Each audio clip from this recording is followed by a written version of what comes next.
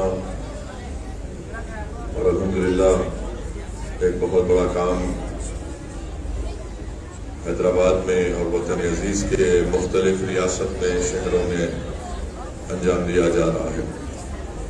آج فیضان امام انور اللہ شاہ فاروقی علیہ الرحمہ مدرسے کے تحت الحمدللہ 5 فارغ التحصیل حفاظ کی دستار بندی کی گئی، ان کی خوشی کی گئی۔ میں ان کو مبارکباد دیتا ہوں۔ میں صرف 2-3 منٹ میں اپنی بات کو مکمل کر کے یہاں سے چلے جاؤں گا۔ میں سب سے پہلے تو مبارکباد دیتا ہوں، اور آج آپ کے اس مرکز کو آنے کا موقع ملا الحمدللہ۔ بڑا ہی بہترین مسجد اور یہ مرکز آپ نے تعمیر کیا۔ اللہ سبحانہ و تعالیٰ اس میں اور برکت دے۔ اللہ سبحانہ و تعالیٰ آپ کے نیک اغراض و مقاصد میں کامیابی دے۔ مجھے یہاں پر حضرت علی کرم اللہ وجہ کا وہ مشہور قول یاد آ رہا ہے کہ جس میں شیر خدا نے فرمایا کہ مال کے وارث، مال کی وراثت فرعون کی ہے اور علم کے وارث انبیاء کی ہے۔ تو علم دولت کے خرچ کرنے سے دولت ختم ہو جاتی ہے اور علم کے بانٹنے سے علم بڑھتا ہے۔ میرے عزیز دوستوں اور بزرگوں، دین اسلام کے مدرسے اسلام کے قلعے کی طرح ہیں۔ یہ مدرسے رسول اللہ صلی اللہ علیہ وسلم کے فیضان کی ایک نشانی ہیں۔ ان مدرسوں سے رسول اللہ صلی اللہ علیہ وسلم کے غلاموں کو پیدا کیا جاتا ہے۔ یہ مدرسے ہمارے لیے ایک چراغ ہیں، اور اگر کوئی ہمارے قلعے میں درار ڈالنے کی کوشش کرے گا تو ہم خاموش تماشائی بنے بیٹھے نہیں رہیں گے۔ اور علم دین اسلام کے لیے بہت ضروری ہے، اور بغیر علم کے ایک مسلمان اللہ کو بھی نہیں پہچان سکتا ہے۔ اس لیے بہت ضروری ہے کہ اس طرح کے مدرسوں کی مدد کی جائے اور ان کو اور مضبوط کیا جائے۔ ہمارے وطن عزیز میں مختلف مقامات پر مدرسوں کو ٹارگٹ بنایا جا رہا ہے۔ میں صرف اتنا ہی کہوں گا، مجھے یہاں پر محمود غزنوی کا وہ قصہ یاد آتا ہے کہ محمود غزنوی کے دل میں 3 شک پیدا ہو گئے۔ ایک شک یہ پیدا ہوا کہ کیا میں واقعی میں اپنے باپ سبکت الدین کا بیٹا ہوں۔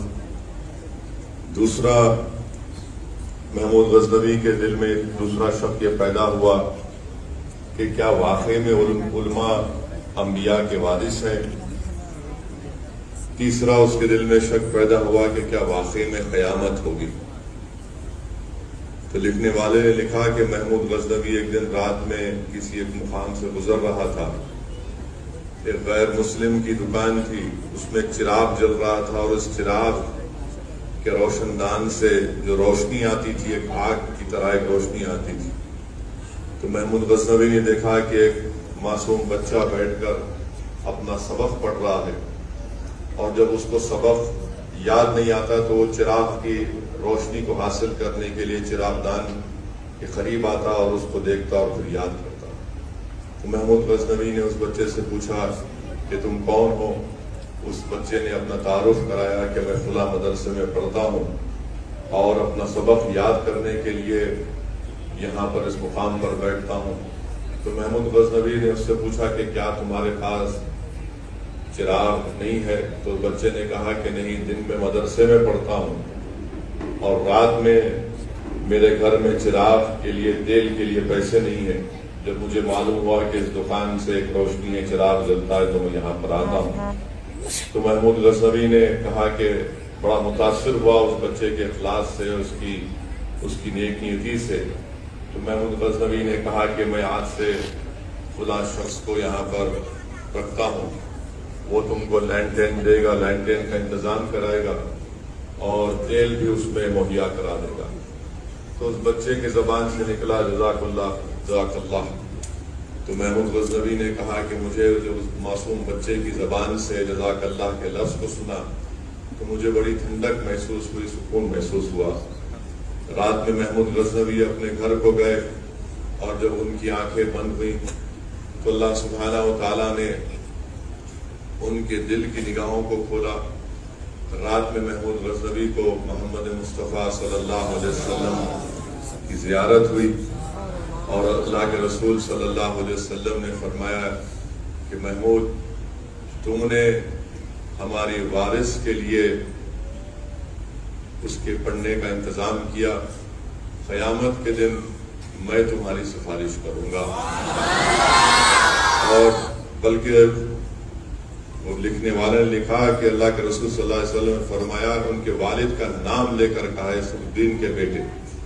تو اس سے معلوم ہوا کہ جو مدرسوں کی مدد کرتے ہیں، جو مدرسوں میں پڑھنے والے بچوں کی مدد کرتے ہیں، اللہ سبحانہ و تعالیٰ ان کی مدد کرتا ہے۔ اس لیے میرے عزیز دوستوں اور بزرگوں، ان مدرسوں کو آباد رکھنا ہم تمام مسلمانوں کے لیے بہت ضروری ہے۔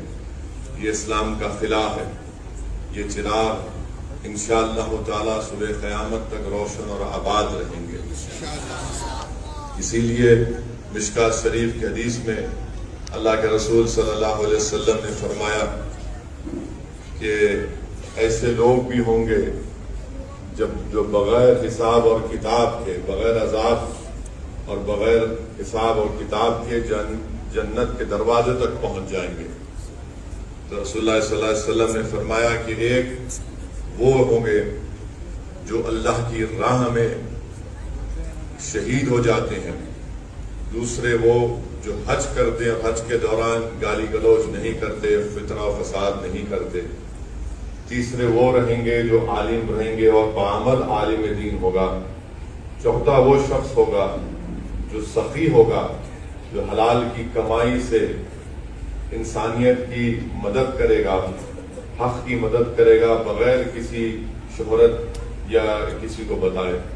تو جب ان چار لوگوں کو جنت کے دروازے پر بغیر کسی حساب کتاب کے پہنچا دیا جائے گا تو ان چاروں میں بحث ہوگی کہ سب سے پہلے جنت میں کون جائے گا۔ اللہ سبحانہ و تعالیٰ حضرت جبریل امی کو بھیجائے گا کہ آپ جا کر اس کا فیصلہ کرو۔ حضرت جبریل اس شخص سے پوچھیں گے جو شہید تھا، اس سے پوچھیں گے کہ تو نے اللہ کی راہ میں اپنی شہادت کیوں پیش کی؟